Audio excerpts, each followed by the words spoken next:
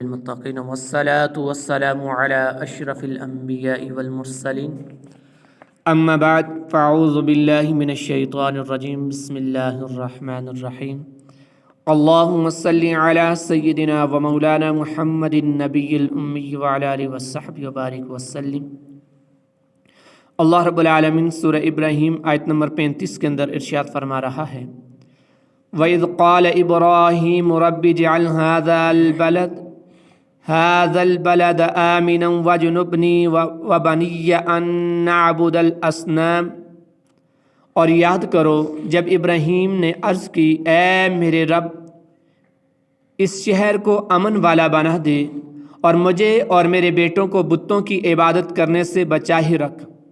وَإِذْ قَالَ إِبْرَاهِيمُ اور یاد کرو جب ابراہیم علیہ السلام نے عرض کی۔ آیت کا خلاصہ یہ ہے کہ حضرت ابراہیم علیہ السلام نے اللہ رب العالمین سے دعا کی اے میرے پروردگار مکہ مکرمہ کو امن والا شہر بنا دے کہ قیامت کے قریب دنیا کے ویران ہونے کے وقت تک یہ شہر ویرانی سے محروم رہے یا اس شہر والے امن میں ہوں۔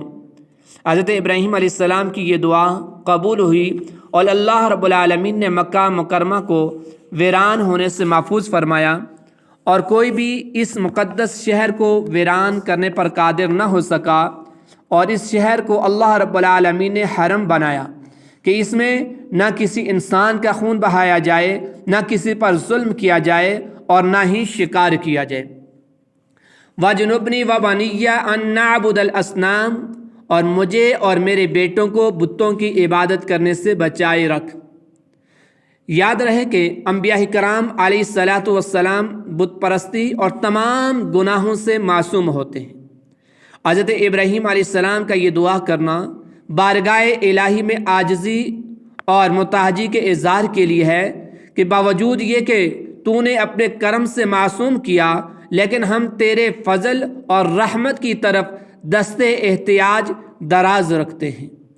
رب انہن اضللن کثیرا من الناس افمن تبعنی فانہ منی ومن عصانی فانک غفور الرحیم۔ اے میرے رب بے شک بتوں نے بہت سے لوگوں کو گمراہ کر دیا، تو جو میرے پیچھے چلے تو بے شک وہ میرا ہے، اور جو میری نافرمانی کرے تو بے شک تو بخشنے والا مہربان ہے۔ ربی اے میرے رب۔ آیت کا خلاصہ یہ ہے کہ حضرت ابراہیم علیہ السلام نے دعا فرمائی کہ اے میرے پروردگار بے شک بتوں کی وجہ سے بہت سے لوگ ہدایت اور حق کے راستے سے دور ہو گئے، حتیٰ کہ لوگ بتوں کو پوجنے لگے اور تیرے ساتھ کفر کرنے لگے۔ تو جو میرے طریقے پر ہو یعنی اطاعت و فرما برداری کے طریقے پر ہو تو بے شک وہ میری سنت پر عمل پیرا ہے، اور جو میرا نافرمان ہو تو اس کا معاملہ تیرے ہی حوالے ہے۔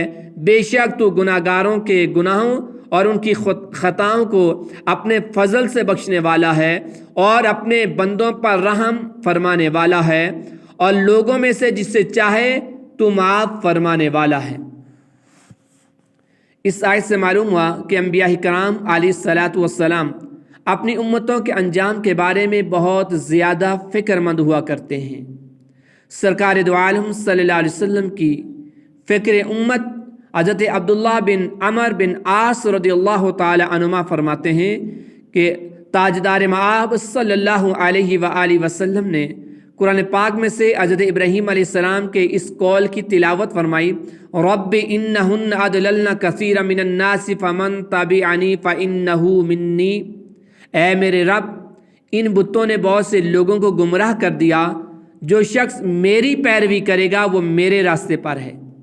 اور وہ آیت پڑھی جس میں حضرت عیسیٰ علیہ السلام کا یہ قول ہے کہ ان تعذبہم فانہم عبادک وَإِن تَغْفِرْ لَهُمْ فَإِنَّكَ أَنْتَ الْعَزِيزُ الْحَكِيمُ۔ اے اللہ اگر تو ان کو عذاب دے تو یہ تیرے بندے ہیں، اور اگر تو ان کو بخش دے تو تو غالب حکمت والا ہے۔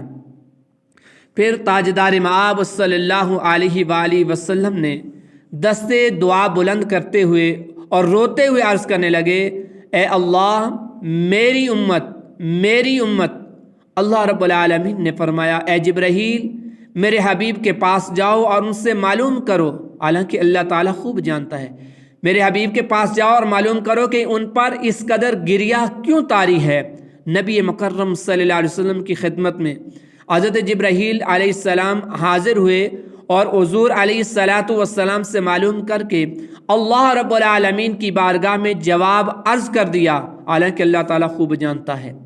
تو اللہ تعالیٰ نے جبرائیل علیہ السلام سے فرمایا، اے جبرائیل میرے حبیب کے پاس جاؤ اور ان سے کہو کہ آپ کی امت کی بخشش کے معاملے میں ہم آپ کو راضی کر دیں گے اور آپ کو رنجیدہ نہیں کریں گے۔ یعنی ہم اس نبی مکرم صلی اللہ علیہ وآلہ وسلم کی امتی ہیں کہ جس وقت وہ اس دنیا کے اندر آئے تو روایات کے اندر آتا ہے کہ اللہ کے نبی اس امت کو یاد فرما رہے تھے۔ اس دنیا کے اندر جب خوشی کا موقع آیا کہ رب کائنات نے جبرائیل علیہ السلام ہی کو بھیجا کہ میرے محبوب کو معراج پر لے کر آؤ، تو اس وقت بھی اللہ کے نبی صلی اللہ علیہ وآلہ وسلم اس امت کی فکر کے اندر روئے اور اس امت کو یاد کیا، اور جس وقت اس دنیا سے جانے لگے تب بھی اس امت کو یاد کیا۔ یعنی اللہ کے نبی ہر لمحہ ہر لحظہ اس امت کی فکر کیا کرتے تھے، اور آج یہ امت ان تمام تر محبتوں، ان تمام تر دعاؤں اور ان تمام تر التجاؤں کا صلہ یہ دے رہی ہے کہ اس نبی کی آداؤں کو بلا بیٹھی ہے، اس نبی کے طریقے کو چھوڑ بیٹھی ہے جو طریقہ رسول اللہ صلی اللہ علیہ وآلہ وسلم نے اس امت کو دیا ہے۔ آج امت اس طریقے سے دور چلی گئی ہے۔ ان الشیطان للانسان عدو مبین، کہ جس نبی نے فرمایا تھا کہ شیطان تمہارا کھلا دشمن ہے، آج یہ امت اس شیطان کے نقش قدم پر چل رہی ہے، اس شیطان کو خوش کرنے کی کوشش کرتی ہے، اس کے راستے کو اختیار کیے ہوئے ہے، اور اپنی فکر اپنی آخرت کے انجام سے یہ امت آج یکسر غافل ہے۔ آج اس چیز کی ضرورت ہے کہ اس نبی سے محبت کا اظہار اس نبی کی اداؤں سے کیا جائے، اس نبی کی سیرت کو پڑھا جائے اور اس نبی کی اداؤں کو اپنایا جائے، تاکہ اس نبی کی شفاعت کل ہمارے حق میں ہو۔ اللہ کے نبی علیہ السلام نے فرمایا کہ جس نے میری سنت سے محبت کی گویا کہ اس نے مجھ سے محبت کی۔ جو رسول اللہ صلی اللہ علیہ وسلم سے محبت کا دعویٰ کرتے ہیں، دم بھرتے ہیں، تو ان سب کو یہ چاہیے کہ رسول اللہ صلی اللہ علیہ وسلم کی سنتوں کو ہر چیز سے فوق رکھیں اور اللہ کے نبی کی سنت کو حمیت دیں۔ اور یہ وہ زمانہ ہے کہ جس زمانے کے متعلق اللہ کے نبی علیہ السلام نے ارشاد فرمایا تھا کہ ایک وہ زمانہ آئے گا کہ اس زمانے کے اندر جو میری ایک سنت کو زندہ رکھے گا، اللہ رب العالمین اسے 100 شہداء کا اجر عطا فرمائے گا۔ تو آج یقیناً وہی زمانہ ہے کہ آج سنت کو اختیار کرنا انتہائی مشکل امر ہے۔ تو چاہیے کہ ہر لحظہ ہر لمحہ اللہ کے نبی کی اداؤں کو زندہ کیا جائے، ان کے طریقوں کو اختیار کیا جائے۔ اسی کے اندر دنیا کے اندر بھی ہماری نجات ہے، کامیابی ہے، اور آخرت کے اندر بھی ہماری نجات، کامیابی اور کامرانی رسول اللہ صلی اللہ علیہ وآلہ وسلم کی اتباع کے اندر ہے۔ اللہ ہمیں عمل کرنے کی توفیق عطا فرمائے، اس قرآن کو سمجھنے کی توفیق عطا فرمائے۔ وما علیہ الا البلاغ۔